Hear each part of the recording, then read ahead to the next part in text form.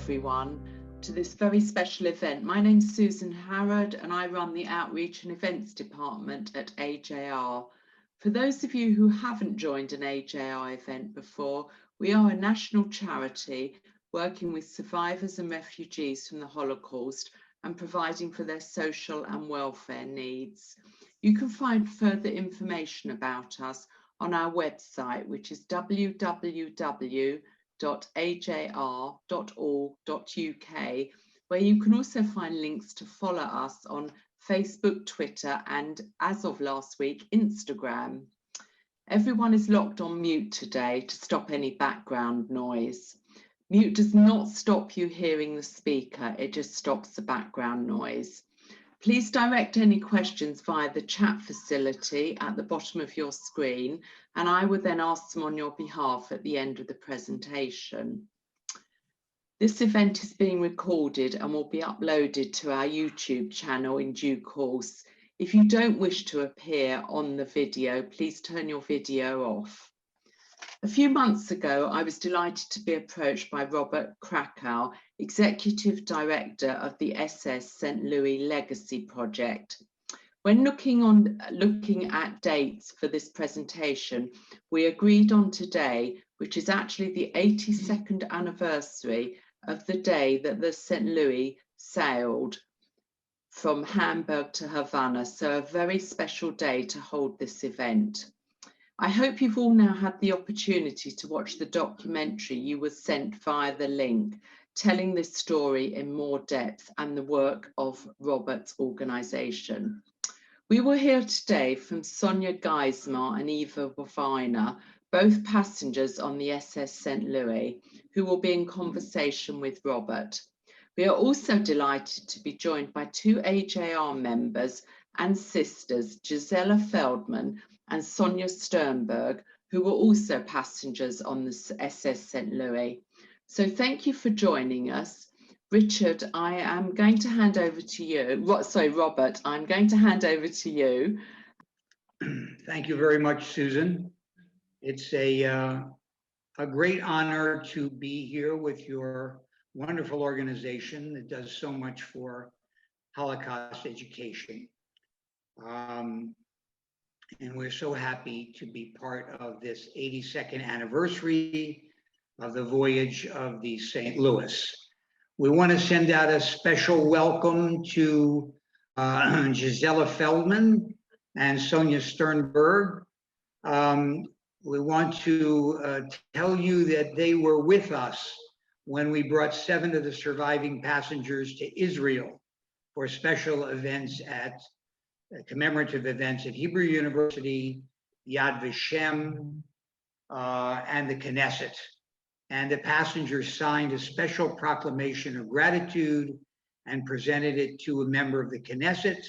And the last paragraph read, thank you to the citizens of Israel for being the guardian of the Jewish homeland. The member of the Knesset was Avi Dichter, and he said he had been in front of many sheiks and prime ministers and so on, but never had he had such an experience to be with the passengers of the St. Louis. So Gisela and Sonia is very, very happy. We're very happy to see you and reunite with you. And also to tell the audience that the two were honored by the Queen recently for their service to humanity. So as far as the St. Louis, I'll give a brief introduction and then we will hear from Eva Wiener and then Sonia Geismar, after which time we will take questions from the people in the audience. So first let me say that to the hour, 82 years ago today, the passengers, 900 well, actually, there's some confusion on that. The total number was 937, but the ship made a second stop in Cherbourg, where it took approximately another 30 passengers. The total number was 937, not all of whom were Jewish. Some were Spanish and Cuban nationals, that had fought in the Spanish Civil War. So the ship made its fateful journey to Havana, where they were turned away by the Cuban authorities. They came up the Miami Beach coastline. They pleaded with the captain for safe harbor in the United States. And many of the passengers, the adult passengers, actually believed that the United States, with its tradition written on the Statue of Liberty, would accept the refugees. And in some cases were shocked when the Coast Guard cutter came out and turned them back into international waters. They made a plea to Canada, were turned down, and sent last-minute telegrams to countries in Latin America, but no one was willing to accept them. Now, there are certain key points that I would like to raise before I turn it over to our special guest, and that is this particular event played out in front of the world. The Nazi propaganda machine was very, very active in promoting this as a proof that nobody wanted the Jews. After all, countries in the Western Hemisphere the size of the United States, Hitler would say, well, they must feel the way we do if they wouldn't accept them. So it was a great propaganda victory for Hitler and the Nazis, and served their narrative as to what was to follow several years later, when at the Wannsee conference, the final solution was formally planned. And there's a belief that the saga of the St. Louis came up as part of those discussions on the side, that you see, no one is really going to care. We can proceed ahead with our plans for the final solution. So the idea of the St. Louis being a propaganda victory, we feel plays a very, very important part of Holocaust history, along with the Evian Conference of 1938 and other things. The other thing I want to mention, if those of you that saw the film, was the inspirational lives of the passengers. We're fortunate to have two today that will give their presentations, and two others that are part of the listening audience. And I want to tell you a question that came up several weeks ago. I told Susan before the program began. We did this for 300 seventh grade students in South Carolina, not the heart of the Jewish community, Tiga K, which is in the northwestern part of South Carolina. And the program went very well, but the first question to Eva and to Sonia and to Hans Fischer, who was with us, was, given everything you have been through, this is from a 13-year-old boy, everything you've been through from that time until today, did you ever consider giving up your faith? And we thought that was such a profound question from a 13-year-old. And it harkens to the idea of how impacted he was from the film and from the passenger's testimony of the level of anti-Semitism he imagined they'd experienced, and thought, gee, who could withstand this? Perhaps it would be easier to become non-Jewish. And so I want to emphasize, to the credit of the passengers, the inspirational lives that they led after having gone through what they went through to come back to America. And in the case of the two that are with us tonight in England, having lived inspirational lives and contributed in so many ways to American and Great Britain society. And it stands out as something that should make us all feel very inspired. And we're honored to have 4 of them today, 2 of whom will begin to present their stories. So with that thought in mind, I would like to begin our presentation with Eva Wiener. Eva? Thank you very much, Robert and Susan, for inviting us. I have a confession. I was only a baby on the ship. I was one of the youngest children. However, I'm fortunate in the fact that my parents shared their experiences and their emotions during the voyage and the lives before and after. So that basically I tell their story. I was fortunate in the fact that they shared all this with me long before I ever realized that the ship itself and its voyage had some significance and became actually the prelude to the Holocaust. Now, my parents and I boarded the ship after my father had been taken out of the house just after Kristallnacht, and he had been shipped back to his hometown or his country of origin. He was not sent to a concentration camp as some had, but he was on a train with hundreds of other men and sent back to Warsaw. He spent his time in Warsaw in a one-bedroom apartment, sharing it with 12 other men. That wasn't, of course, the biggest problem that he had. He was worried about what he had left behind in Berlin, where my mother and I were living.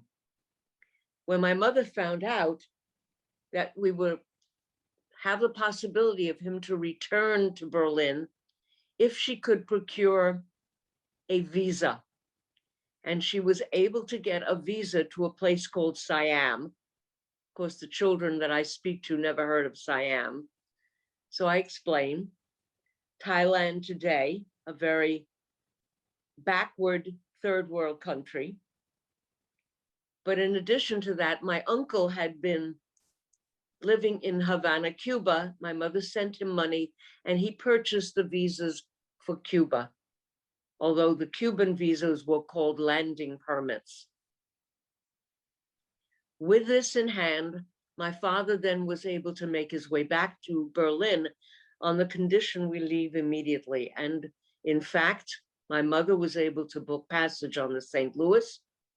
We packed what little we were permitted to take with us, one suitcase per person, and boarded a train from Berlin to Hamburg, and were greeted on the Hamburg port with this magnificent cruise ship.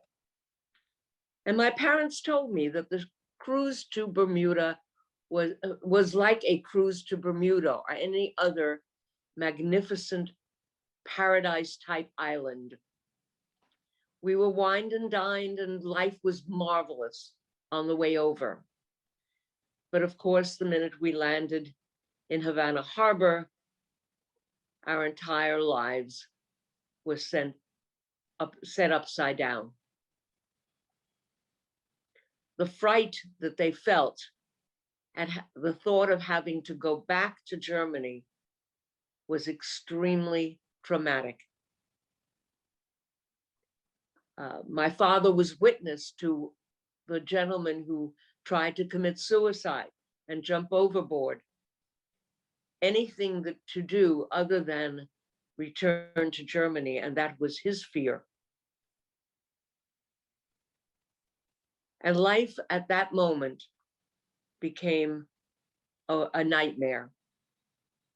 My mother told me that the captain tried to assure his passengers that he would not take them back to Germany because he was not sympathetic to the Nazi ideology, and therefore promised the passengers that he would not bring them back to Germany because he knew for certainty what their fate would be if they returned. My parents and I were the fortunate ones. We were allowed to be placed on the list for England. And in fact, my parents and I lived in London for most of our lives in England. We did spend some time in Manchester as well, when there was a heavy blitz. My parents and I and two other families left London and shared a house in Manchester for about 6 weeks, but returned back to London. We lived there until the end of the war. After the war, my parents had a choice of going to Palestine, which was not yet Israel, in 1946, or coming to America. My mother's two sisters had been very fortunate. They had been able to get to America. So that my parents decided that was the choice between Palestine and America. And we sailed for New York in May of 1946. Arrived in New York Harbor and were able to disembark after a dock strike kept us aboard for an extra 3 days. But we were able to disembark after the Memorial Day holiday weekend when the strike was abated. And we lived in New York for most of my young life. I then married and moved to New Jersey, where I have been living ever since. I'm fortunate enough to have two wonderful daughters, one phenomenal son-in-law, and two beautiful grandchildren. I went on to not only be an ardent American advocate, I chose to be an American citizen, and even went on to work for the Department of Defense in the United States government as a budget analyst. And that's basically my story. So for most of my life, I never even considered myself a Holocaust survivor. But when finding out about the St. Louis's significance, I then decided that I could classify myself as a survivor and go on to speak about the significance of the St. Louis and what led to this terrible voyage and eventually the calamity of the Holocaust. And I try to teach children that this all was based on hate, bigotry, prejudice, antisemitism that was created and allowed to fester and grow and become the worst Holocaust tragedy of the 20th century. That's basically my story. Thank you. At this point, at this time, I'd like to introduce Sonia Geismar, who will likewise give her presentation and tell her story. Sonia? Yes, good afternoon, and thank you for having me. And hello to you in the UK. I'd like to start with the Nazi progression of marginalizing Jews and others, expelling them, containing them, and finally eliminating them. This was a march towards disaster. And it took 6 years from 1933 to 1939 to get to finalize the marginalization by passing laws restricting activities and legal rights of Jews. There were 400 pieces of legislation passed of all types from the federal, state, and local governments to make the lives of Jews more difficult. This was legalized persecution.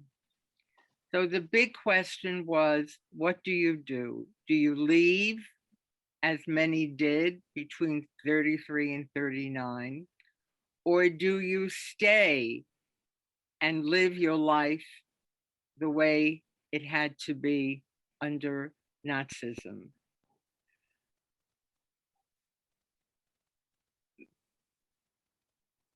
Then Kristallnacht occurred, and that was the turning point for many Jews who were still in Germany. It was made crystal clear that they could no longer stay. And I remember Kristallnacht very, very vividly. My family and I lived in a small town in Baden, southwest Germany, where Jews and Christians had lived side by side for generations in harmony and friendship. On the morning of November 9th, all the men were rounded up and my father was sent to Dachau. At night, the Nazis came into our home, opened the drawers, smashed everything to the floor, broke crystal and dishes, whatever damage they could do, and included ripping up the quilts. My parents had beautiful light green quilts, and they were slashed, and there were feathers all over the room. And that was very frightening. And of course, I know that most of you have seen Fiddler on the Roof, and this was a very deliberate message to invade the privacy of people's homes. And then they smashed photos. And I was 3.5 years old at the time. And I saw a photo of my father. I knew that he was not at home. And the photo had been ripped in such a way that his head was separated from his body. And I thought that he had died. And I cried bitterly as my mother held her in her arms. And very shortly after that, the Nazis left. In any case, that was the turning point. My father was released with the proviso that he leave Germany virtually immediately. And somehow my parents got passage on the St. Louis and landing permits for Cuba. Cuba was the back door to entrance into the United States. The United States had a quota of 20,370 Germans and Austrians to enter annually. That quota was not used up between 38, but by 38 to 39, the quota was used up immediately. So we were on a waiting list to enter the United States, and that's why people went to Cuba. Most of the passengers on the St. Louis were on the list, had quota numbers to enter the United States. I remember the ship very well. I remember its gleaming floors, its beautiful chandeliers, its broad staircases. There was a swimming pool. I remember the deck chairs. And I remember eating pineapple for the first time. It was called ananas at the time. And then I saw dark-skinned people for the first time. And I asked my mother, who are these people? And she said, they're good people. They are not Hitlers. When we anchored in the waters of Havana rather than a dockside, we figured that we would disembark mañana, tomorrow, but tomorrow lingered. An envoy, a member of the JDC, the Joint Distribution Committee, tried to negotiate an agreement with the government, but he was unsuccessful. Now, why were our landing permits not honored? They were issued by the Minister of Immigration, and he profited by that because you had to pay for the landing permits. When the other officials in the cabinet discovered this, they decided very quickly to change the law. And the new law said that the landing permits were not valid. And in order to enter Cuba, you had to have the visas issued and signed by the Department of Labor and State, as well as issuing a $500 bond. Now remember, the people who left Germany left under very strict regulations. They could not take out money from Germany. So they were virtually penniless, which also made them unattractive immigrants to other countries who were afraid that they would become charges of the state. So once that happened, about 30 passengers of the St. Louis were permitted to enter because they had found out about this change of law. They had relatives in Cuba who were able to come up with the money, or in the United States, and passed it on to Cuba. In any case, the Captain Schroeder, whom everyone has lauded, was then selected as a righteous Gentile.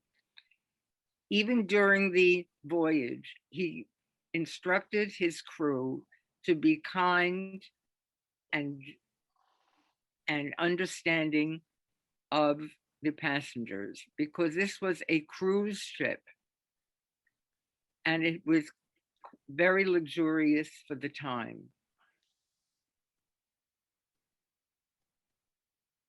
Captain Schroeder went so far as removing Hitler's photo from the rooms in which Shabbat services were held. And he was known to be sympathetic to the passengers. When the United States turned away the ship, when Captain Schroeder intentionally, excuse me, I'm going to sneeze, intentionally went to the shores of Florida, he assured the passengers, that he would not return them to Germany. On the way back to Europe, the representative from the Joint, JDC, which still exists today, and I'm sure it's active in many parts of the world. They had a representative in France, and he was able to negotiate an agreement with England, Belgium, the Netherlands, and France. And we were divided.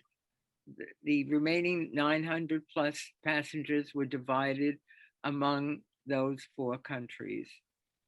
Just like Eva, my parents were very fortunate in being sent to England.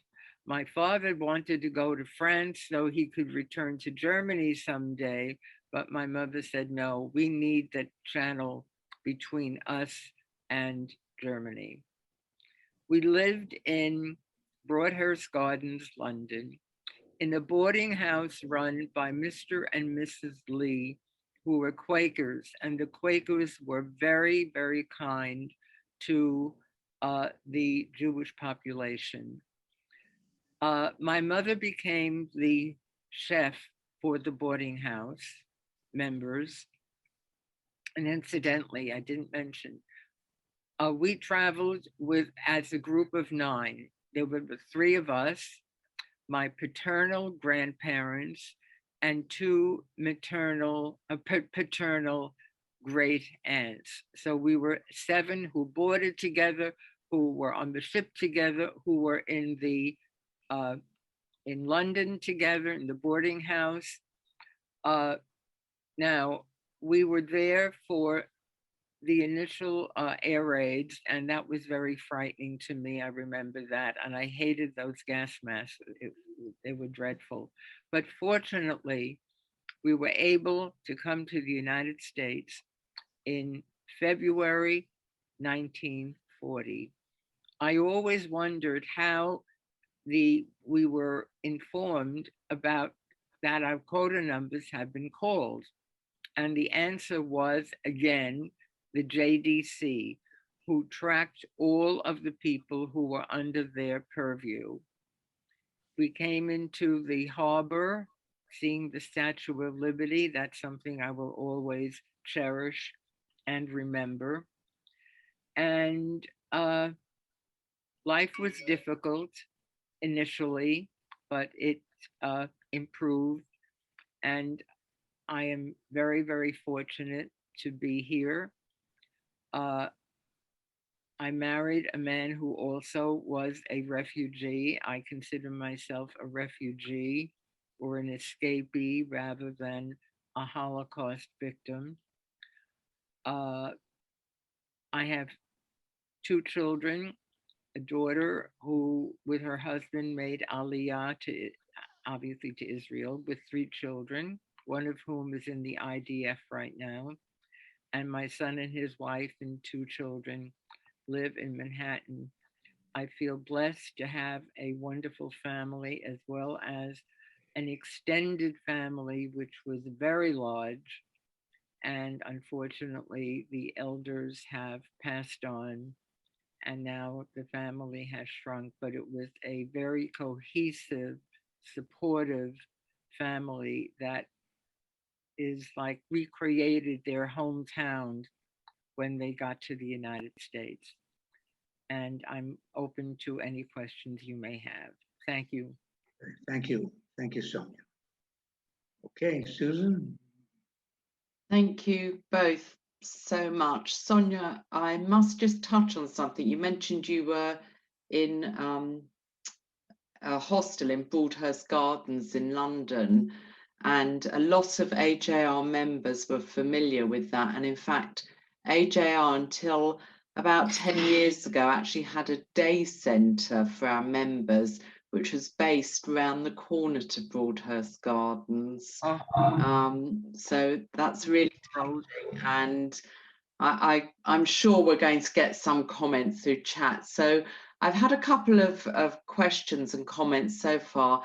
The audience don't need to be shy. Please put any comments you have through the chat facility and I will relay them. So we have someone else on whose parents were Selma and Elsa Bina, and they were also passengers, a gentleman called Richard.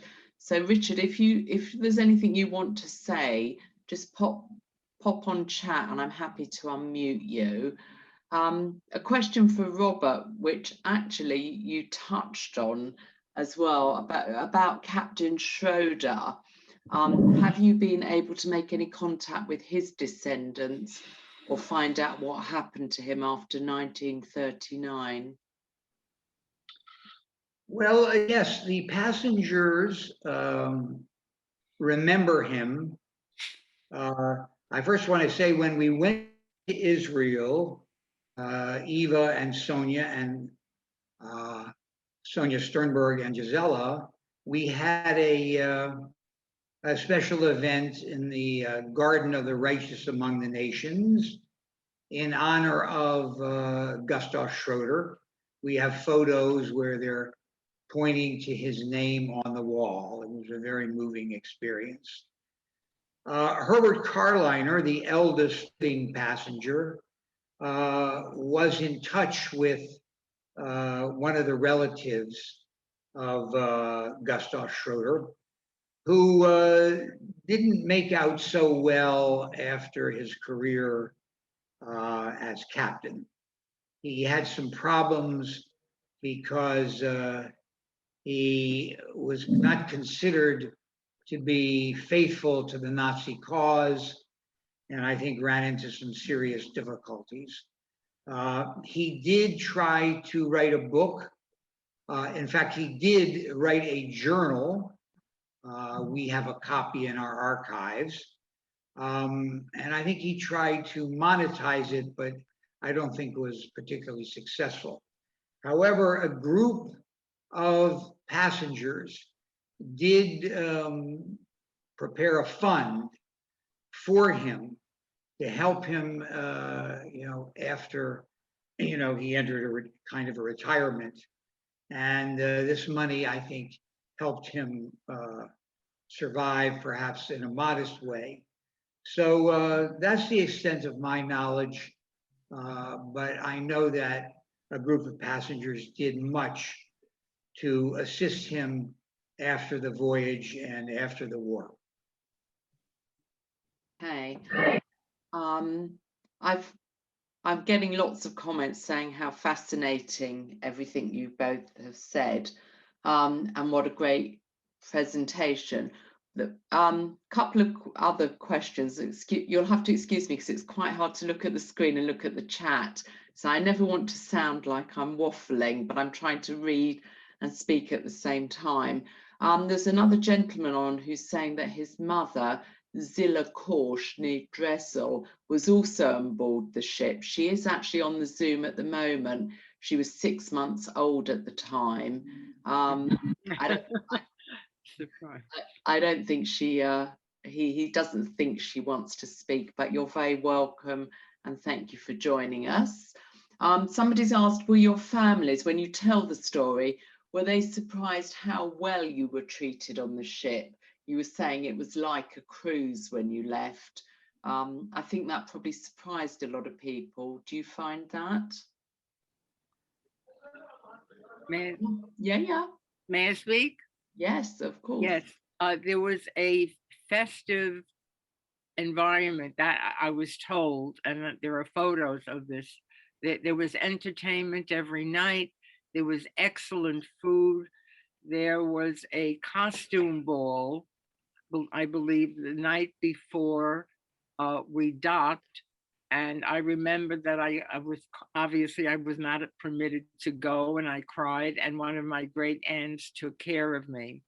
But at the same time, there was concern by so many people of the ones who were left behind. So it was a relaxing cruise in one sense, but a lot of heartache on the other, not knowing when or how or if their loved ones could come. For that matter, my maternal grandparents were supposed to come on a subsequent ship. I don't believe this.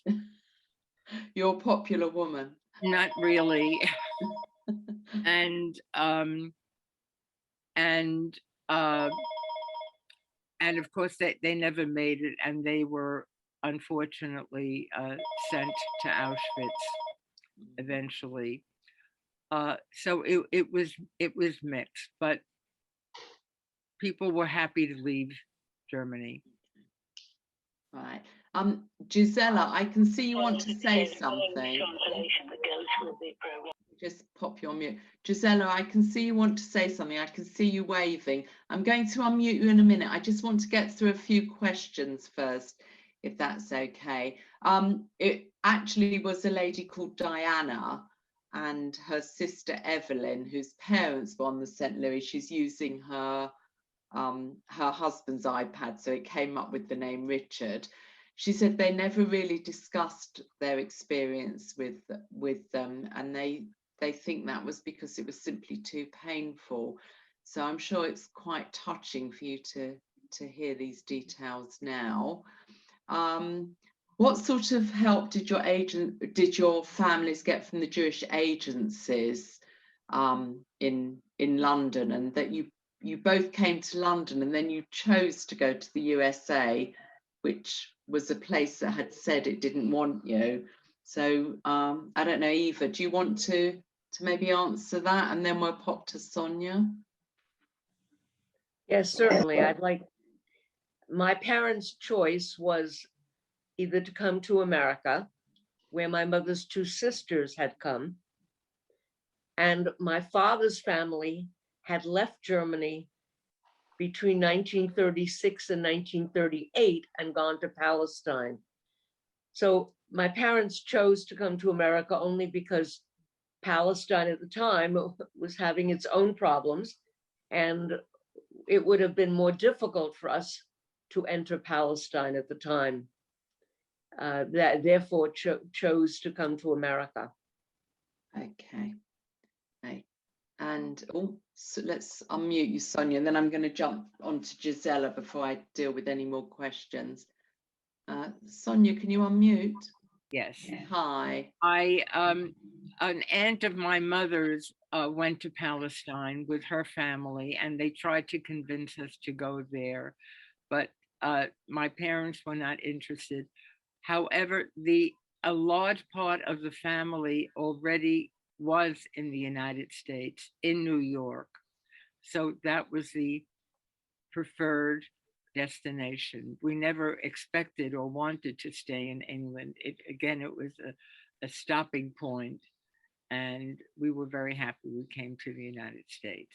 For that matter, we have relatives still in Manchester, and they were not able to get to the United States, and they stayed there. Okay. Gisela, I'm going to unmute you. I know you were waving frantically. Can you unmute? I know your son's there with you.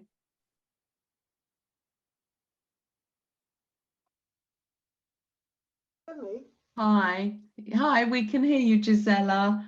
I mean, both Sonia, my sister, and I going to have a story to tell as well. But of course, we don't want to take up time with the same journey and all that. But after our meeting in Jerusalem, my daughter, who lives in California, sent me a copy of the Washington Post, and it said, Gisela Feldman, this 93-year-old lady from Manchester, England, didn't agree with everything. And what did I disagree with? I said you cannot compare the refugees nowadays with those in the 30s, because in those days there was no government help. You either found a job or you didn't eat or have anywhere to sleep. Nowadays we have Social Security, all refugees get accommodation. So we cannot compare these things at all. Okay, thank you, Gisela. Right, I'm just going to have a quick read through the questions. I'm actually going to copy the chat to you at the end, Robert, because there's quite a few people who are descendants of people who were on the ship, and I want you to be able to have contact with those. This lady from Cheltenham is telling me her lots of stories from her.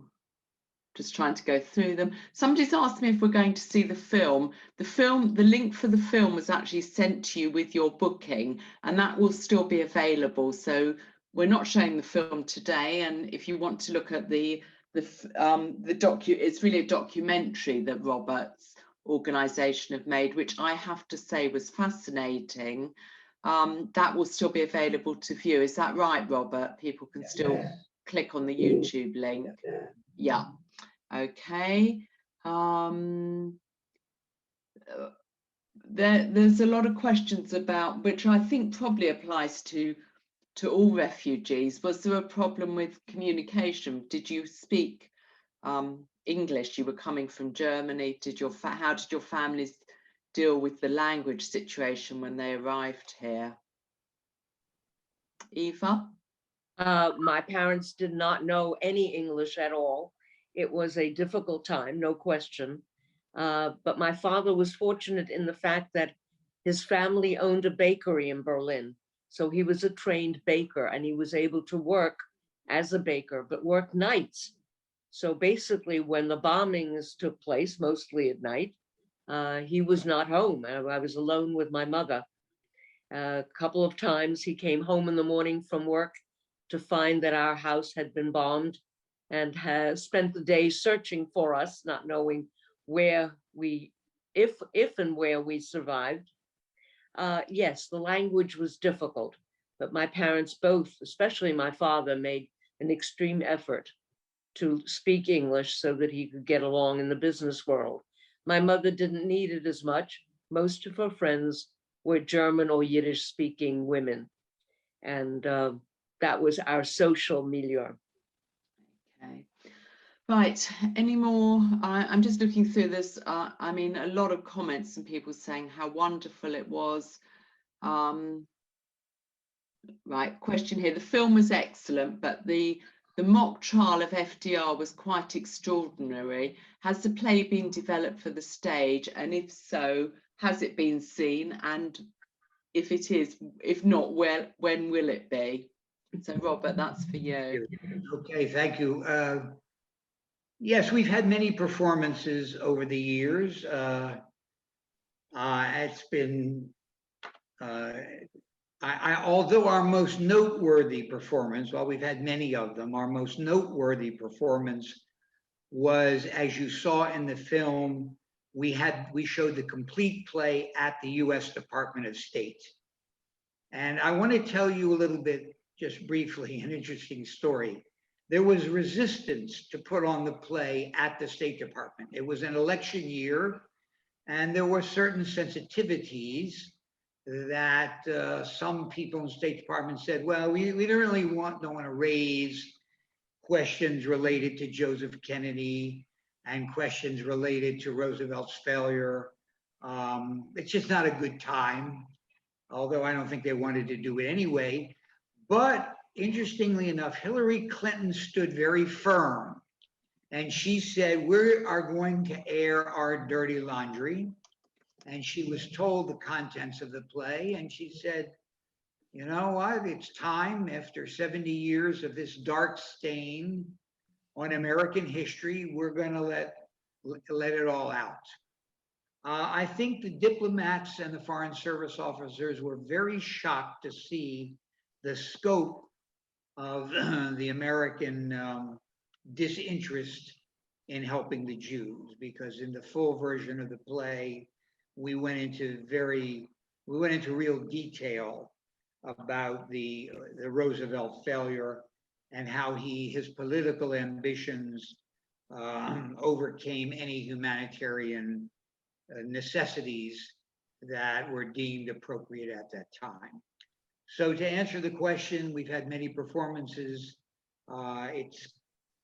We have two types of audience members. We swear the audience in as the jury. The younger generation inevitably finds Roosevelt guilty, and the older generation inevitably finds, not all the time, but often will find him innocent, because the older generation remembers him so fondly. So it tends to be controversial, inspire a lot of debate after the play, and no doubt when the pandemic is over, we'll have more performances. And thank you for the question. But I often ask myself, if I had the choice between having had the play on Broadway or having it at the State Department, there's no question the State Department is in effect my Tony Award. So I think that's true. And the lady who spoke before said her parents spoke English very well and were able to write letters to each other when her father was interned on the Isle of Man. And I would ask you to look out, because AJR are involved in a trip to the Isle of Man in October, which we are hoping is going ahead. So anyone who wants I can see you nodding, but if you want information on that, by all means be in contact with me. I think we've reached the end of our questions. It was absolutely wonderful to hear from both of you. I can see our audience nodding and clapping along. It's incredible that so many of you who were part of this journey have also joined us. Robert, honestly, that you contacted us and that we came up with today as as the day to hold this event. It was, as I said to you, it was obviously Bichette, it was meant to be.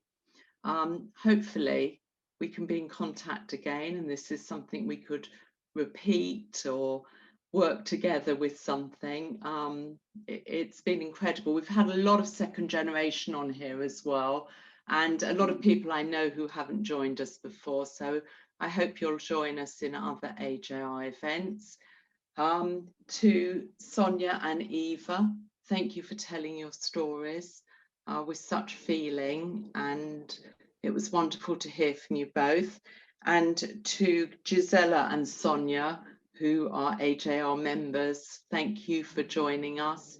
It was lovely to see you both and to know you're keeping well. So I hope you will continue to join us for AJR events. The recording of this will be on AJR's YouTube next week. So if you know of anyone who would like to see it, by all means log into our YouTube next week. Robert, anything else to say before we finish? No, well, I only to say it's a great honor to be here. I would never have imagined so many connections to the St. Louis among your participants, and I hope to be in touch with them. Again, I want to thank our 4 passengers who are here with us, and to the audience and your constituency at AJR. Always that we should keep in mind the incredible bravery of the refugees and the contributions they have made to their respective countries. It's really one of the great inspirational stories of our time. So with that in mind, I thank you, Susan, very much.